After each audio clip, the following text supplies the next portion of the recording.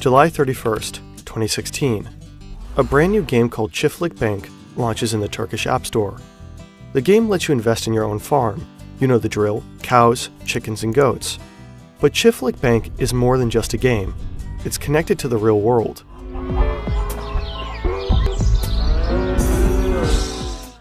On the app, you can invest your money in virtual livestock. By doing that, you automatically invest in real farms that actually exist, and the real produce of those real animals are then sold in dedicated farm shops near you. So Çiftlik Bank is not just about gaming. You can also make actual money and support farmers. Sounds too good to be true, right? Right. This innocuous young man is the brains behind the app. He fooled an entire country, scammed money from over 100,000 people, and disappeared with over $80 million. Where is he today? And how did he pull this off? Çiftlik bank oley, para kaynağın çiftlik bank oley, koskocaman istihdam oley, çiftlik bank istikrar oley, çiftlik bank oley, çiftlik bank istikrar oley.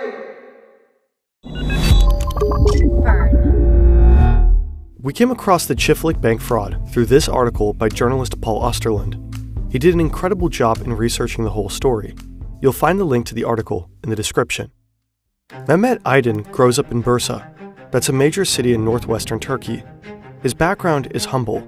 His family doesn't have much money, so he drops out of school as a teenager and makes a living as a waiter and dishwasher. His actual dream is to become a famous rapper.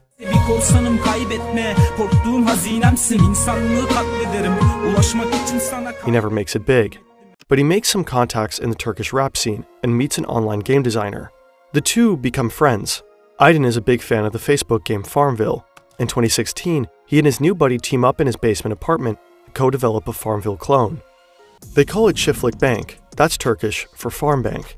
The game is an instant hit. It attracts 50,000 active players within less than 8 months.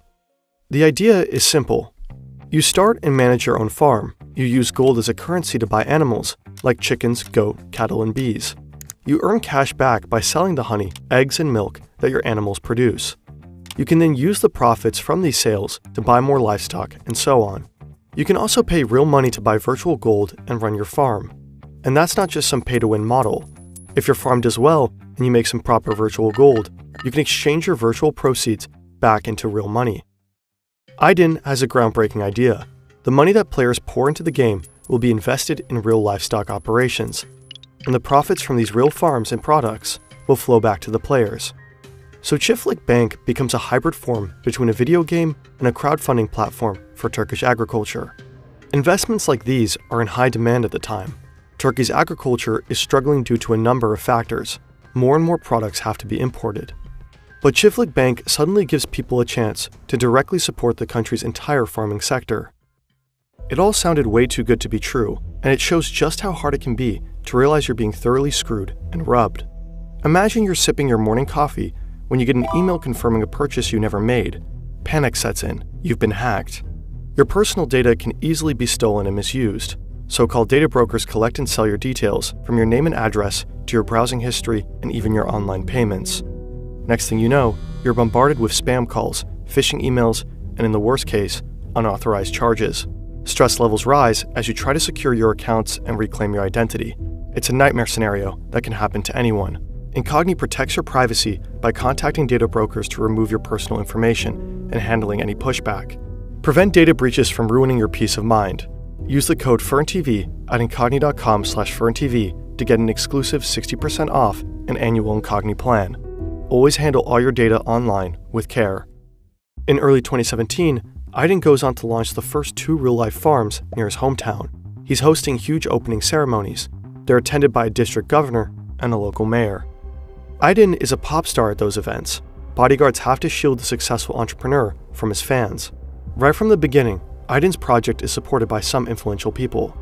This commercial features the famous Turkish TV actor Mehmet Çevik.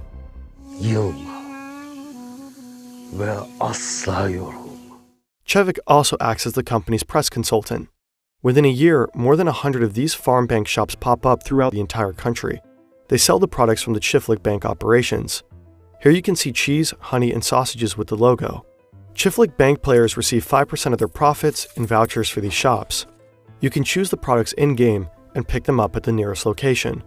The rest of the profit is supposed to be real money. Say a player pays around $4,200 to buy 3 virtual beehives. He makes $840 per month off his bees. So within 1 year, our online beekeeper racks up profits worth over $5,800. At its peak, Chiflik Bank has over 500,000 active players. More than 130,000 people invest their actual money. Some of them even take out huge loans to do so. A total of $250 million are poured into the game. Unfortunately, Chiflik Bank is a massive scam, a Ponzi scheme, and Mehmet Aydin is a fraudster. The products at the franchise shops may bear the logo of the game, but they do not come from the company's own livestock.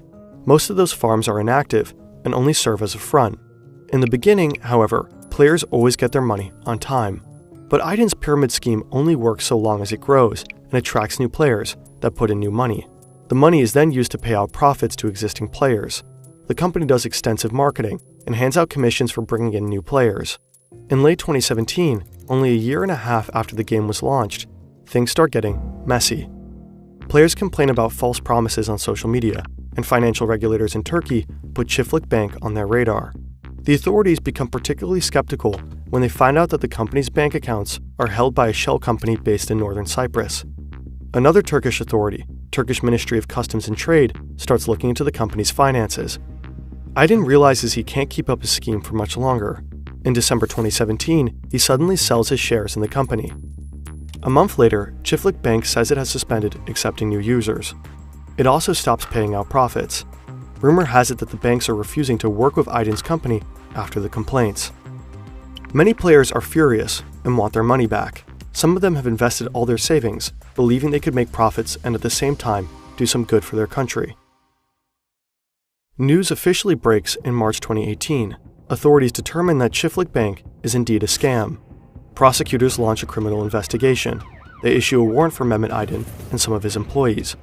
But Aydin has vanished into thin air. Interpol puts out a red notice for his arrest. Police forces worldwide are asked to track him down. It soon turns out that Aydin has fled to Uruguay, but he doesn't exactly lay low. He is seen driving around in his Ferrari. He posts this video. This is his private yacht. To pay for all this, Aydin stole millions from Chiflik Bank users, and he's been doing so long before running off to Uruguay. His former bodyguard says he frequently went to casinos in northern Cyprus to gamble and party hard. Now it looks like he just keeps living the good life down in South America, like nothing happened. 12,000 kilometers away, the fraud story dominates Turkish media for months. Angry players raid one of the real farms and try to load the animals onto trucks. Aydin plays the victim and blames the Turkish state. He says he couldn't pay his players because authorities seized his company's assets. His former partners are busy apologizing to the Turkish public. This is actor Mehmet Çevik calling to apologize on national TV.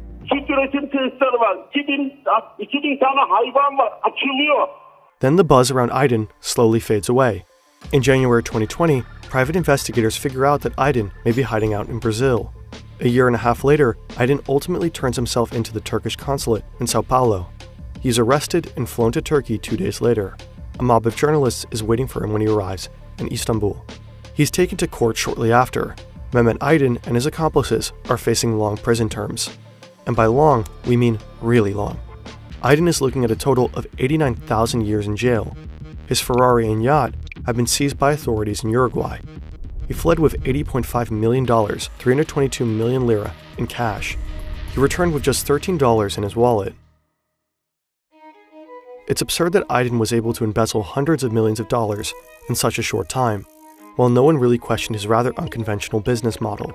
An entire nation believed in the seemingly groundbreaking idea of this seemingly innocent, boyish man. Supporting your country's economy by gaming and getting rich along the way sounded like a tempting offer, and many people blindly accept it. The golden rule of too good to be true holds true yet again.